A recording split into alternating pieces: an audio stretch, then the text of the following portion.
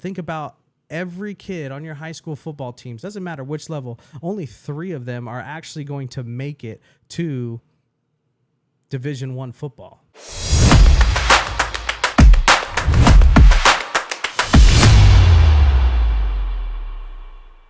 Hey, what's going on, Empire family? Coach Matt back here again, and you guys voted on a podcast that you guys wanted to see, and the topic that you guys came up with is the scholar athlete. So what does that actually mean? Well, many of you, I would say just about all of you, are in school while playing football, and that puts you actually in a rare category of people amongst all your family and friends that have actually done that. So I just wanted to break down. I have a few stats here. I did a little bit of research, wanted to go in and get the actual numbers to see, what are the odds of you guys actually playing at the highest level? And we'll break it down as we go.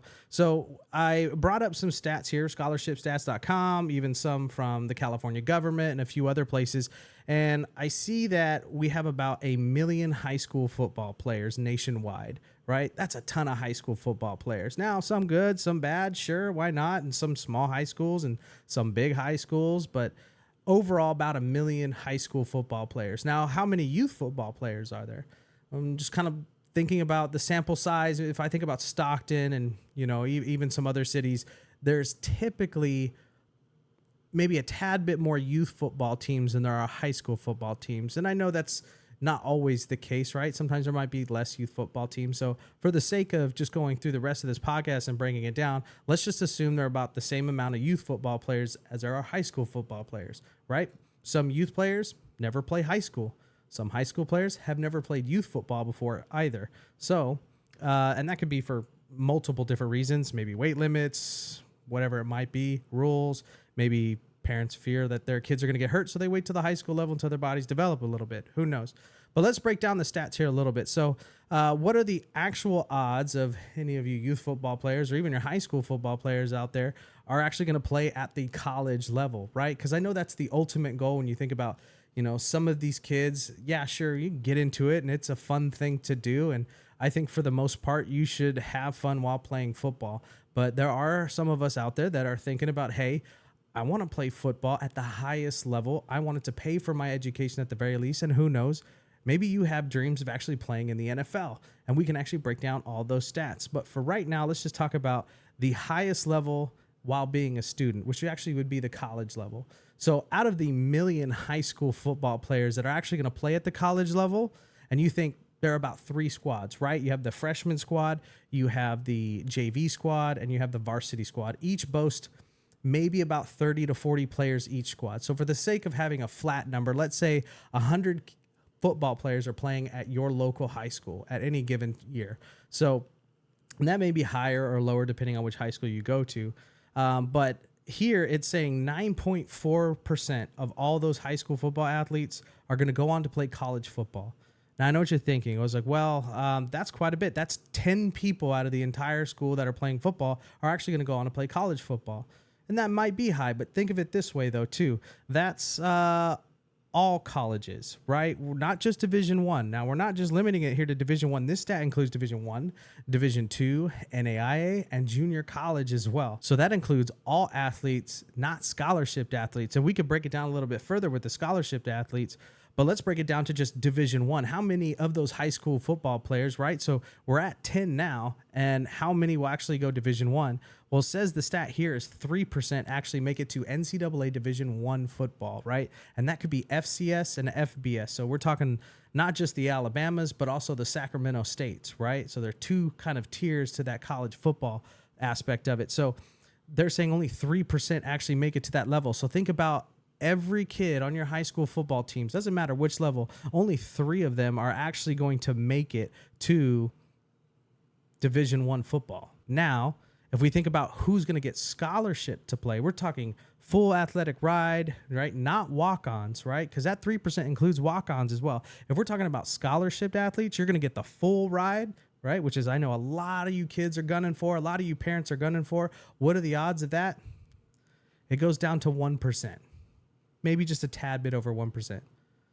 So maybe one player out of all 3 levels might go Division I in any given year, right? So every other year, your varsity has a Division I full ride athlete, right? And I know in our area, you say, God, that might be awfully low. In our area, it kind of feels like it's a little bit higher than that. And it could be, but I will say this, it's not much higher than that, right? One player, full ride scholarship, Division I, and we're talking FBS and FCS levels too, right? And that number might go up a little bit depending on, how many scholarships you can get. So there's a few different kinds of scholarships out there, right? So I know a lot of people are banking on the athletic scholarship, right? They give out over 80 scholarships at the top tier level, right? The Michigans, Ohio States, the Alabamas, the Clemsons, they full ride scholarship all their athletes there with an athletic scholarship.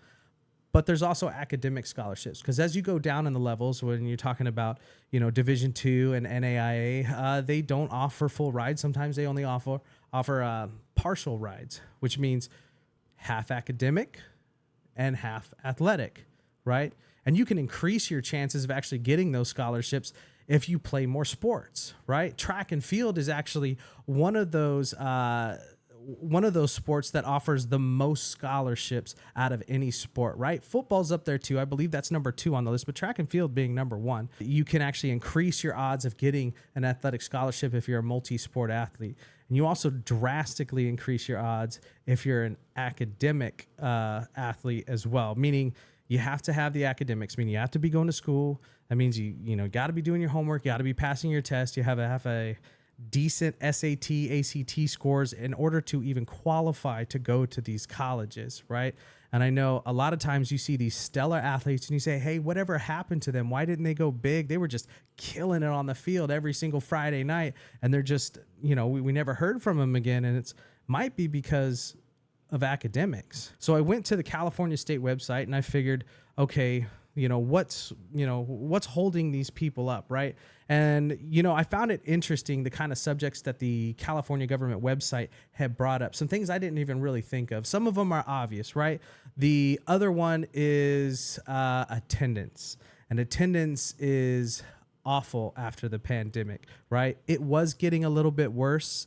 And then we went on a lot of times remote schooling, right, in 2020. And then we brought everybody back, and truancy has been a lot worse since then. So it says here 1 in 5 kids were truant from kindergarten to 6th grade. That's 20% of all the kids that go to your school are in truancy. That's a huge number of kids just straight missing school. I didn't even think it was that high. So it feels like maybe even the parents don't think it's that big of a deal, or they don't realize how much school their kids are actually missing. And that could be multiple reasons, right? There's a lot going on in the parents' life. I know, economics right now are not the best, and it's just about working, and they're keeping their head down. They're focused on making sure they put food on the table, and maybe they're just not keeping track of how often their kids are actually showing up to school or showing up to their school on time. It kind of shows here that parents don't think that it's a big deal if their child misses, particularly from kindergarten to 5th grade. So they've cut out the 6th grade and they've got it down to 5th grade. That's an interesting stat. I wonder why they did that. But it says the percentage who say it's a big deal to miss at that grade level. And it seems like the higher it goes up in grades, the more big of a deal that parents are actually taking it, right? So all the way as high as 71% to 84%, right? Depending if you're English or Spanish speaking, right? Parents believe that missing high school is a big deal. But if you go all the way down to grades 1 through 3 or even 4 through 5, right, that goes down by more than 10%, right? So nearly half are saying it's not a big deal if they miss school, which I think is probably one of the biggest problems for why attendance becomes an issue when it ultimately counts, right, in high school, because these habits you need to build up from a young age. Kids need to know that it's not okay to actually miss school, and parents, they need to understand that it's a really big deal to actually miss out on school, right? And we're not even talking about the grades aspect altogether either, but just managing the perception from the teacher, right? If they're always checking in and checking out, it might come off like, to the teacher that the parents don't care, or maybe even the kids don't care if they're showing up late all the time, right? It says chronic absenteeism here. It says average daily attendance has plummeted from 95.9% in 2019 and 2020 school year, before the pandemic, with an average student missing about 7 days a year. And then it went down to 91% in the 2021-2022 school year, with an average student missing 16 days. So for the first 30 days of 2022 and 2023, the school year, the average daily attendance looks like it went up slightly, but still pretty bad all the way together. So in this stat, you can see that chronic absenteeism has basically doubled since after the pandemic. So looking from the stats, it looks like we're doing well before the pandemic, or at least a lot better than we're doing now. But I can't imagine missing basically half a month of school, right, in any given year, and expect grades to be all that great, right? And I know the teachers aren't always grading on just the homework or just the test, right? Sometimes attendance is a big part of that grade, and managing the perception from a teacher's point of view, right, to make sure that you're actually there and say, you actually care about attending and doing well in the classroom, right? So why are these kids, missing so much school? Well, one of those things is sleep. Right. I know that sleep habits aren't all that great. See, I know there are nieces and nephews of mine that are just not going to sleep on time. And what I mean by on time is, you got to be before 10 p.m. And these kids they're saying studies are needing about 10 hours of sleep a night at least. Right. And I know some of us parents that are out there getting less than 8 hours every single night, and we're still able to, chug some coffee and keep it going, keep it moving. But with these kids, they need a lot more sleep. First of all, they're growing a lot. They're taking in a lot more information, new information, and they're learning quite a bit at school. So they're going to need that rest to digest that information, and they're just not getting it. Like I said, my niece's nephew staying up past 10 o'clock almost every night, sometimes at the wee hours of the morning, and they just don't have the energy when they get up early in the morning to go to school. And that could be reflective of the parents too as well. Maybe they're not getting up early enough in the morning and taking their kids to school, and they're missing that much more time, right? And it's just not good. So even if these kids are making it to school, are they actually performing well, right? Are they really tired? Are they just not engaging? They're falling asleep in class. I know that's a big one, especially for the high schoolers. I hear a lot of kids just falling asleep in class. So even though truancy rates have actually gone up, I'm looking at the average high school GPA year over year, and in the 90s, it looked like it was low to mid 2.0 grade point averages, looks like 2.5, 2.6, and you get into modern day and we're up to about a 3.0 average GPA. So how is it that we're missing more school and getting a higher GPA? And then I found another stat that talks about the California literacy rate, right? This is people that are able to read at their particular grade level, and they measure this before fourth grade, and they measure all the way through high school as well. And the California literacy rate is 71.6%. which means 1 out of every 4 people are not reading at the grade level that they should be. California ranks 50 out of 51 of all the states for literacy rate, only coming second really to New Mexico. And I know you said 51, but that's Washington, D.C., right? They're counting that in the stats too as well. But we are number 50 out of 51. So the second worst state really in the nation for literacy rate. And that could be a bunch of different factors too. It looks like a lot of these states that are in these stats, the ones with the worst literacy rates are the ones with the highest immigration too as well. So English second language, that's definitely a contributing factor to this too as well. But when I look around some of the school districts here, it looks like we're not reading at the grade level we should be, or at least we're slow to catch up and that's giving, a ton of credit. When you break it down by school districts, right? Stockton Unified School District is down to 22% read at the grade level they're supposed to be at. That is super low. That is crazy low. 29% for Tracy, 33% for Lodi, 25% for Manteca. And the best one, it looks like, at least for the 209, is the 40+% in the Merced School District. So of all the school districts, it's like Merced has those that are reading at the appropriate grade level. And you compare that to the average high school GPA, I just don't get it. Like, how are they getting higher grades, yet the literacy rates are just not good? And I think what we all suspect, right? There was a thing back when I was growing up, the No Child Left Behind, right? So we're not going to grade or critique these kids very toughly or hold them back because they're not actually attaining the academics that they need to, So average high school GPA up, literacy rates are down. It looks like we're just kind of passing our kids off to the next level and making it the next teacher's problem. So what are some tips I can give you guys, right? Talking to the youth football players out there. First of all, go to bed on time, right? That means limiting your screen time. And what do I mean by that? Put the phone down, put the computer games down, put the video games down. You have to do it probably before 8 o'clock. At the very least, you got to put it down before 8 o'clock. Because what you might not realize is a lot of the screens that you're looking at every single day, almost every hour of the day, right? I've tried to remove a phone from my nephew and he about freaked out because he didn't have his phone for all about 5 minutes. Some of you parents are laughing because you send your kids out with, no Wi-Fi or internet, and they kind of have a little bit of a meltdown themselves. But honestly, those screens that you have in front of you, that's keeping you awake. And it's hard to go to sleep when you always have the screens on. So that might be a big contributing factor in today's day and age. You don't get to bed on time. You can't wake up on time. You don't get to school on time. You're missing out. You can't learn effectively either. So that could be holding you back. The whole goal is to get your education paid for. But what does that matter if you can't even do it right in grade school, in middle school, or at high school levels? Another thing that they kind of mention here is also just eating right in general, right? This is something me and my family have been preaching when we coach football. The one thing we told all the parents and kids that needed to happen was get rid of the soda. So that was one of the big things back in, 15, 20 years ago, which might be true now. It might be more true towards energy drinks as well. So anything really high in caffeine, but particularly sugar substance, you got to get rid of it. You got to eat a little bit better too as well, because that can also affect the learning process and it can definitely affect your football. And then one of the last things here, and I'll kind of preach out to the parents a little bit, is you got to get involved.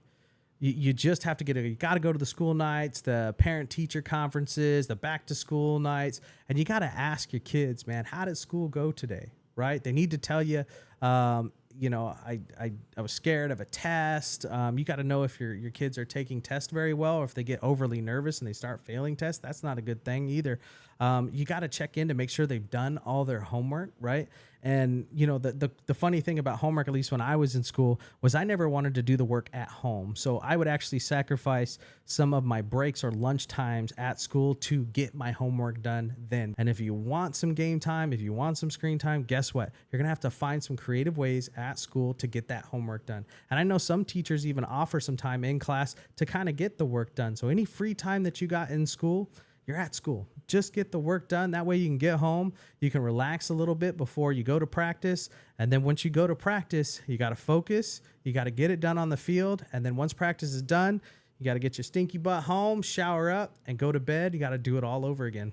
So I know I got a little preachy with all this here. And I know the stats aren't great, but it is the reality of the matter that what you youth football players do and what the high school football players do is a very rare thing. Not everybody actually plays a sport and goes to school at the same time and can be successful altogether. But these people have figured it out. They've had an organized structure. They're getting to bed on time. They're doing their homework. They're getting the good grades. They're paying attention in class, and they're getting it done on the field, right? And that takes a lot of discipline to do that. And you got to stay organized every day because the payoff is huge. And although, like I said, the ultimate goal is to get your schooling paid for by a college, broaden your horizons, right? You have much better chances if you're not just zeroed in on a Division I athletic scholarship.